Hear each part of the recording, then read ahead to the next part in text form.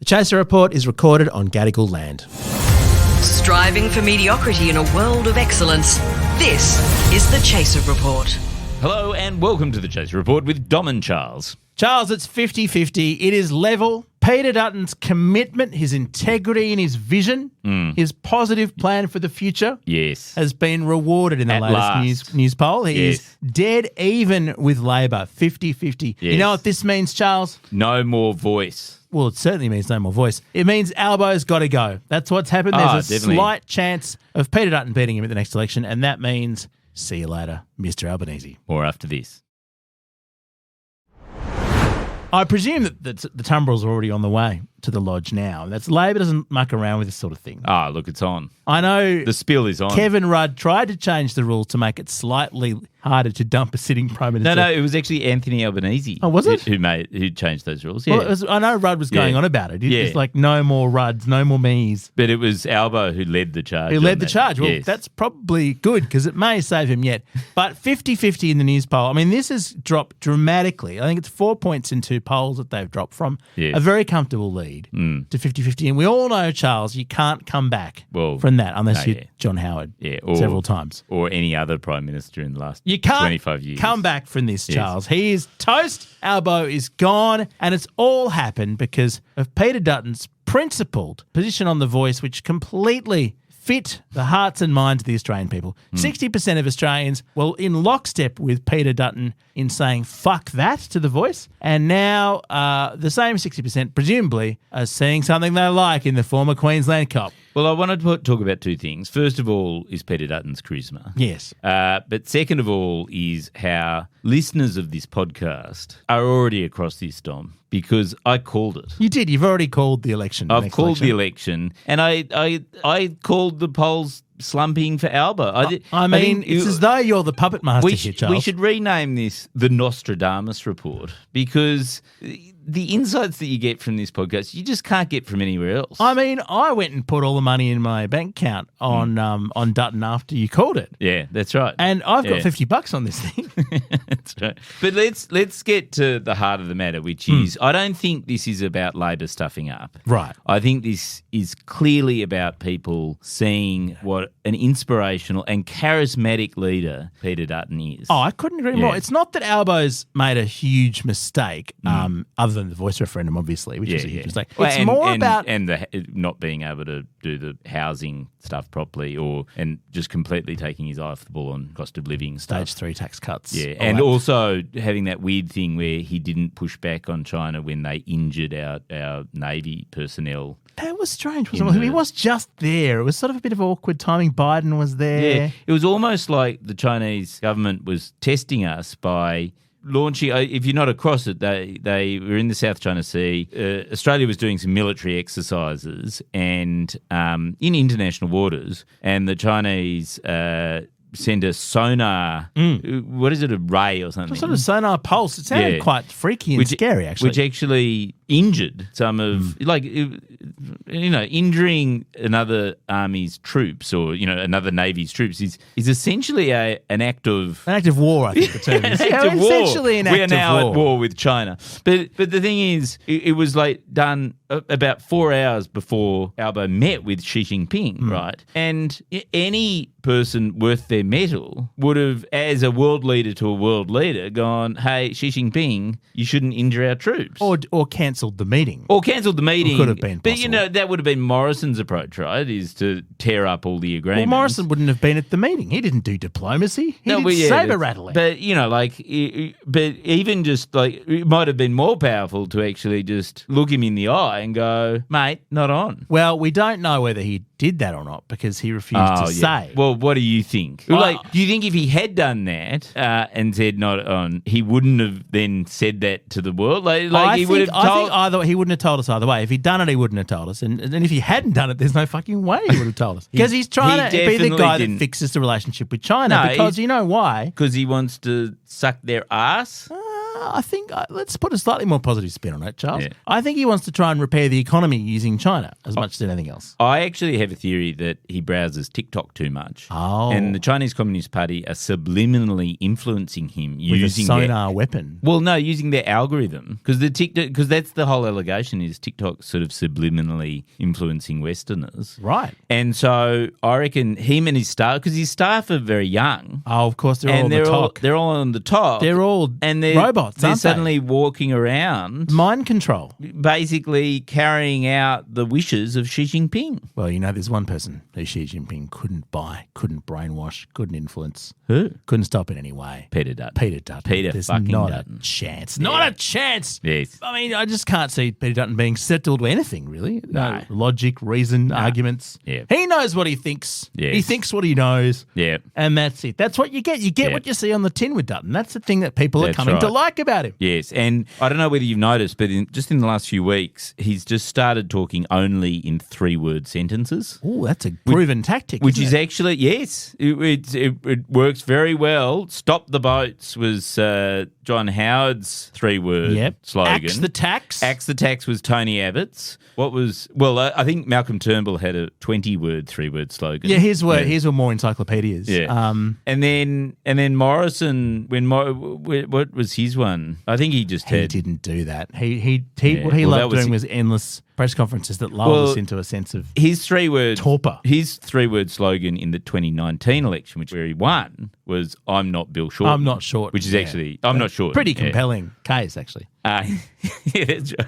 And then That guy sucks. It's And other then thing he the said. mistake that he made, which is he didn't have a 3-word slogan in 2022. Yeah, they just had it won't be easy under Albanese, which, I mean, rhyming, it rhymes. It's but too sophisticated long. for the Australian Far electorate. too long. We Yes. don't do that. Yes. Cost of living. That's all that Peter Dutton is saying. And then that's it. And elected. Yeah, look, I think Yeah. it's pretty much. We can call it now. You've already called it. I mean, yeah, exactly. So now it's just about, who should be in the cabinet, what are the retributions going to be in Labor ranks, and who's going to be the next leader of the Labor Party. Well, it's very easy to know who's going to be in the coalition's next cabinet. I mean, they've got the man ready to go. All you need to run Australia is Peter Dutton, Prime Minister, Scott Morrison, everything else.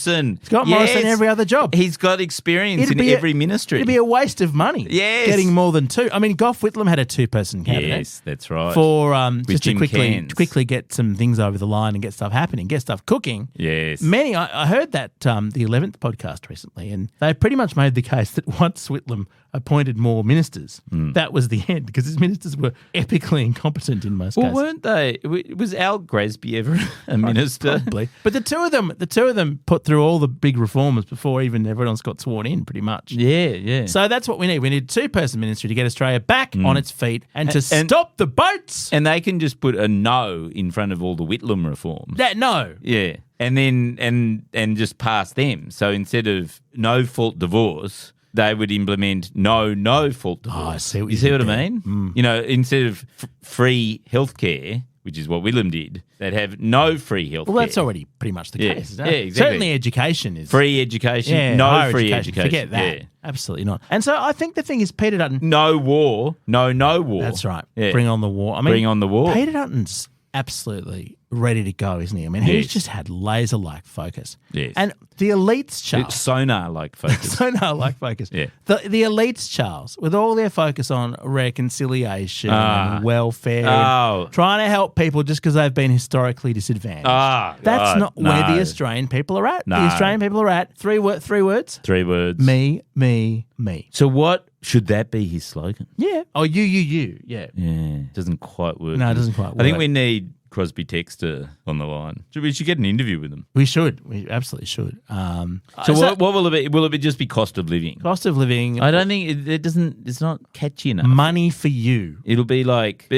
it won't be just negative. It's got to be negative. It's got to be like axe the tax, stop the boat. It's got to be something. Albo's got to go. No, that's Elbow too many gotta words. go. Way too many That's words. 3 words. Elbows got Elbow to. gotta go. Oh, gotta. Nah. No? No, Okay. no. No, it's got to. No, Albo, no.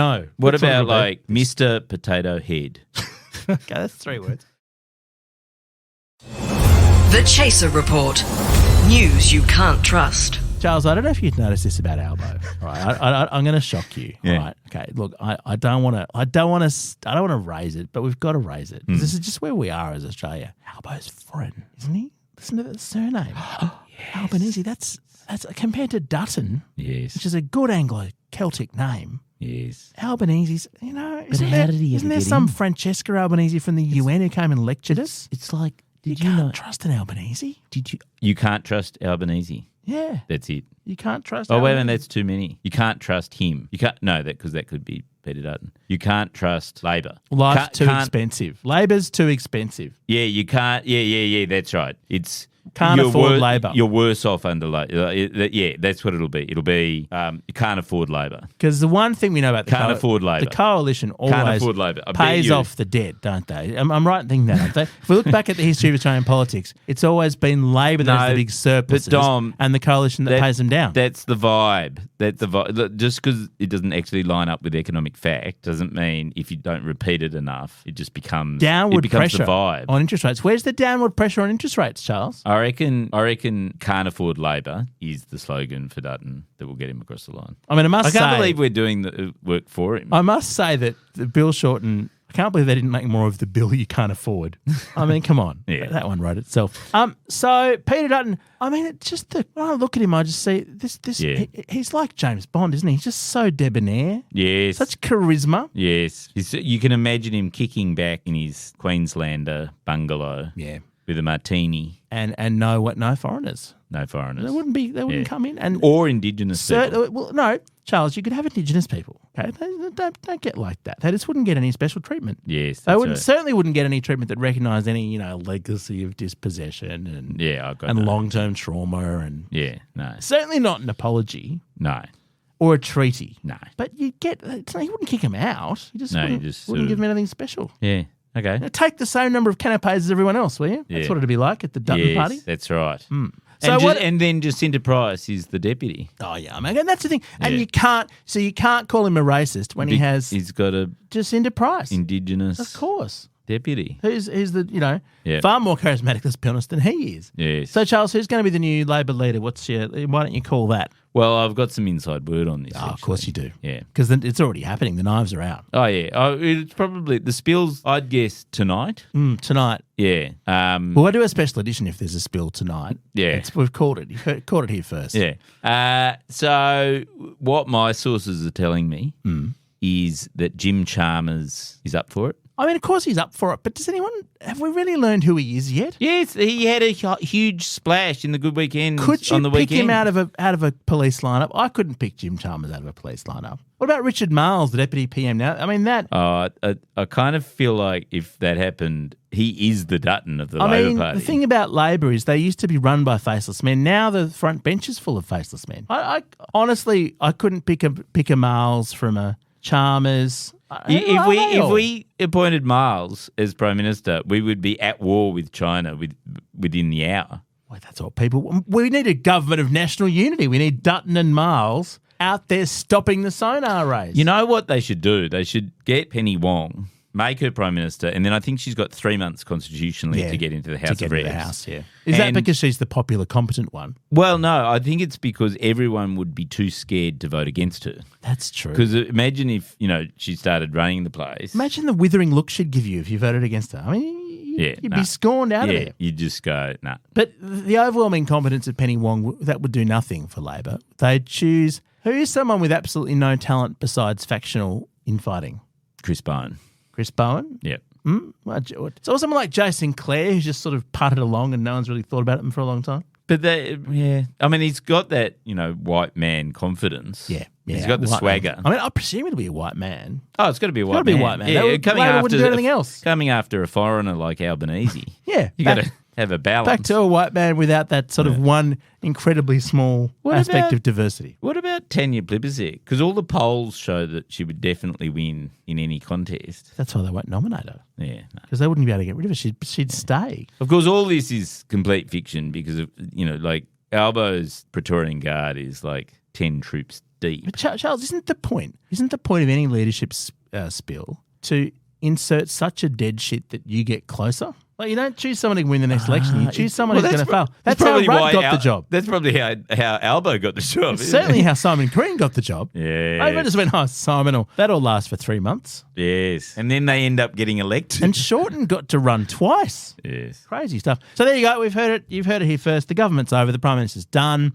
Peter Dutton is, he won't be the next Prime Minister of Australia, Charles. He'll be the next one to win an election. Labor will go through 3 or 4 interim leaders who will fail in the news poll in between now and the 2025 election.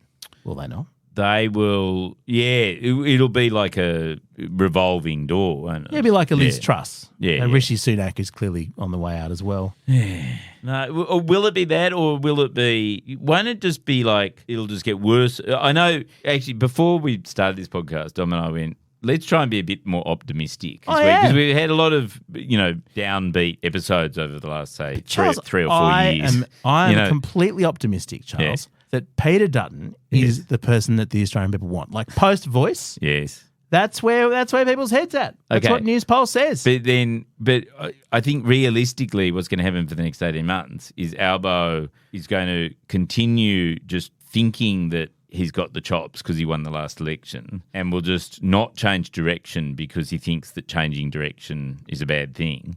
And he'll get further and further away from being re-electable. You know what he could do? And do? then they'll just lose the election. You know what he could do, Charles? What? I mean, he could do something about the cost of living. I mean, by first principles, Labor should be more likely to actually do something about that than the Coalition. That's what they're built to do. So I'm thinking more subsidies for landlords because that's what they did in the last budget to address the cost of living. All those poor landlords, dealing with higher interest rates from their rent-seeking behaviour. You got to, extend negative gearing. To your first negative gearing. What about if you've got a second property? You can negative gear your first property as well. I love it. Yeah. And what about stage 4 tax cuts? Stage 5 tax cuts. Maybe just eliminate tax for rich people. That's right. Yeah. That's if right. you're on over 220, cost of living crisis is really hurting you the most. You're the victim. Yes. You're in the front line here. Yeah, because you've got the most money. So you've got the most to be taxed. Yes, exactly. This is good stuff. This is good stuff. And also, historically, millionaires spend more money each week than povos. And it's known. So they're the people who need tax relief. The money trickles down, doesn't it? We trickles know that, down like pee down a urinal wall. Which is why you should tax the povos more because they get all this trickle down. And also, if they don't get taxed hard, they get uppity, don't they? Well, exactly. You got to show them who's boss. They'll want some sort of a voice for poor people. Not much of a chance of that. Gary's from Road. We're part of the Iconoclast Network, and this was an upbeat episode. I think it was just downbeat but sarcastic. Catch you tomorrow.